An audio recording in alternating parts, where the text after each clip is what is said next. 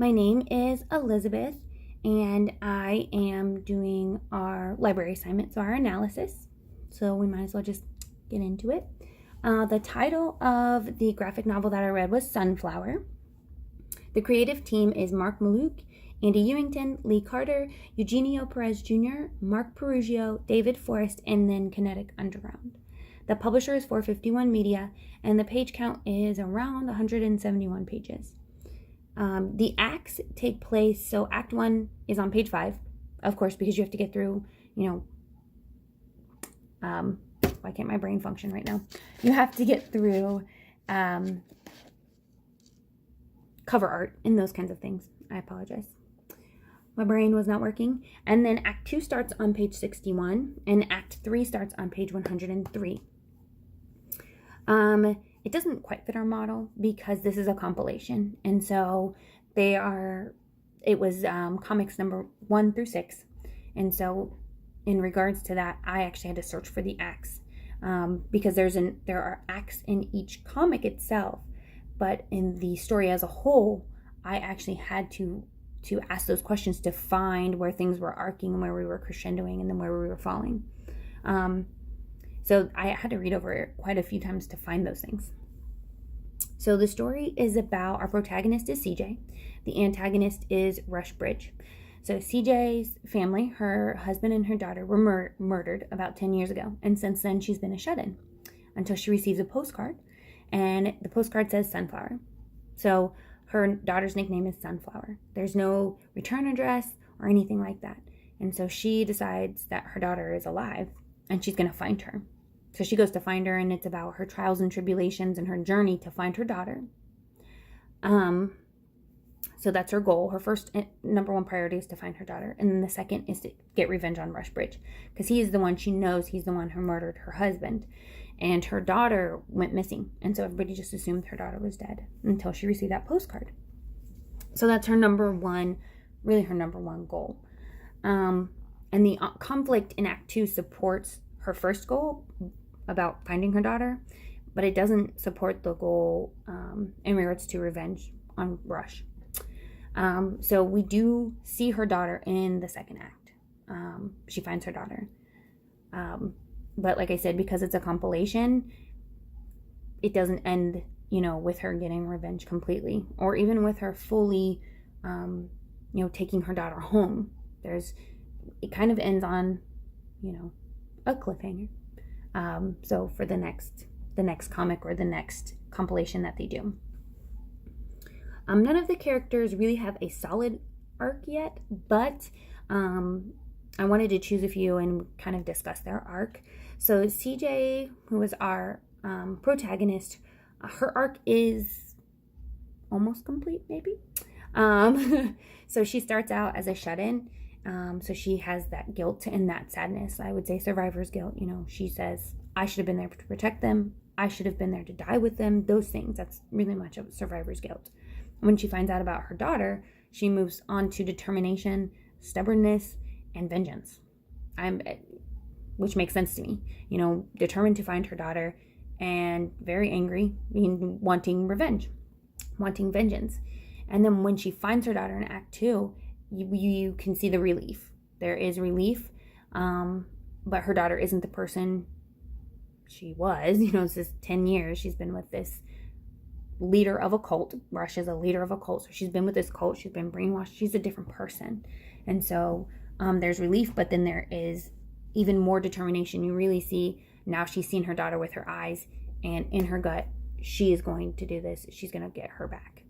And when she actually talks to her daughter, you see there's a desperation. She finds that she's found her daughter. Now she desperately needs to get her out of this place, needs to fix her, needs to bring her home. There's definitely a desperation there. But there's no end to that yet. And then the second one I would say is her daughter. So her daughter's nickname is Sunflower, but her real name is Tallulah. And when we meet Tallulah in Act 2, she is cold and decisive. She has become the queen of the cult. So Rush king, Tallulah queen. And she doesn't recognize her mother when she sees her. she actually beats her up into unconsciousness and leaves her in the woods. She's like, you're not worthy. I don't think you've shown your worthiness yet. So to see her from there, then she progresses. And when CJ finally gets the chance to talk to Tallulah, she's like, first Tallulah is mean, and then she's like, calls her by her name. She calls her Sunflower, and then she says, I'm your mother. And Tallulah takes a second of, I think, shocked, being shocked. And it only takes a second, and then CJ is hurt. And Tallulah goes from being this cold person who didn't even want to talk to CJ, didn't want anything to do with her, left her in the woods to die, basically, and find her way back to Rush's camp, and to being terrified and telling somebody else, go find the doctor, and holding on. You see, there's a scene where she's literally holding her mother now. So we can really see it's a quick change, especially because we meet her in Act 2. It's a very quick change, but there is an arc. And she's really we're starting to come into really kind of getting to know her, maybe. I would assume she's been brainwashed. It's a cult, She's been there for 10 years since she was little, so she's brainwashed, and now we can kind of see, hopefully, she's arcing into something different. The story does have a few effective transitions, but they're small. We can see where it crescendos and where it starts to fall, but we can see that in each comic. So you can see it in the full story. It just takes more. It being a compilation really helped me to see that. Where it was starting to crescendo, where Act 2 was kind of starting, those kinds of things. And again, this is only for the section comics 1 through 6. So this isn't even the full story yet. And then we're going to talk about McCloud's ideas. So this comic is effective in using, I picked out 3. I think that it was really effective in using 3 of his McCloud's ideas in regards to transition. So first we're going to start talking about subject to subject in the scenes. Hold on, let's see if I can. This might fix. Let's see. Focus, maybe. There we go. Sorry. So subject to subject. It uses those scenes that require more conversation between 2 or 3 characters. So it uses those scenes with an extensive amount of dialogue, where you're finding details about Tallulah, her daughter, or what CJ needs to do. That's closer, I guess, more in Act 1, because there's a little bit of action, but she's really going through the steps to find her daughter, and we're looking at that. And then it uses action progression when the scenes become more intense. So when there's really action there's going to be a scene with a sheriff that's kind of bloody and gory, and they use those action scenes. There's a scene, like I said, where she gets beat up, and they use those action scenes. There is a scene where she does the beating up, and they use those action scenes. So when something is intense, we've got action scenes. There are some mystical scenes, action. So I really like that they kind of push through those quickly, and you can see that it ups the pace of the comic and you're reading. And then they did a really good job using scene to scene when they're attempting to skip through time quickly. They want to show you something, but they want to gloss over it. You don't need to go into too much in depth to it. They're just trying to get you where you need to be.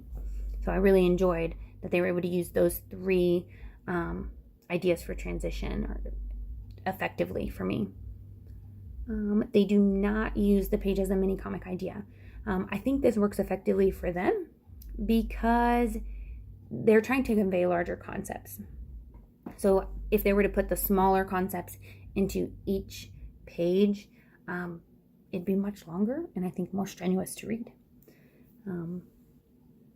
The story does make good use of directional flow as we push through the story. The panels are laid out very well. So your eye does, when we're watching that video in regards to, lettering, the eye does, I'm able to follow. I'm able to know what panel is next.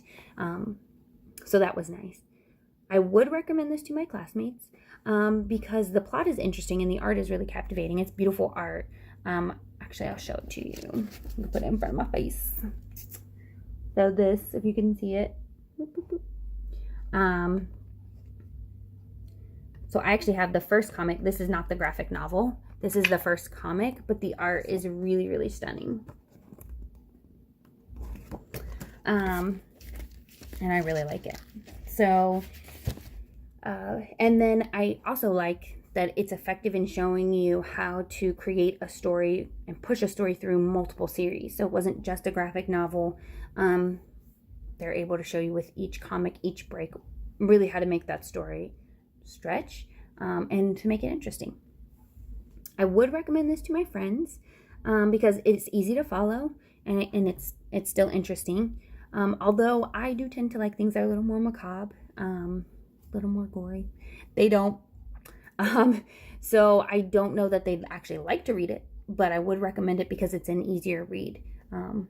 It's not complicated. So, and then lastly, my fun fact before I hit my 12 minutes, would be that I did have the first one of this, the first comic of the graphic novel that I read. And I had mentioned that when I, had sent it. And as a suggestion, I was like, I actually have this. And I found it about 2 years ago. I was perusing through Half Price. I don't know about you guys. I love Half Price. They have like their 25-cent comics. I love that so much because I can always find something interesting and fun to read. And I found Sunflower. I found this one. And I read it and I wanted to read more. And I just never found the time to read more. So when I was on Comixology and I found it, I was like, yes, this is great. So it was really fun that professor allowed me to read the rest of it and to enjoy it. Okay, so that's it. Thank you so much, and I hope you enjoyed.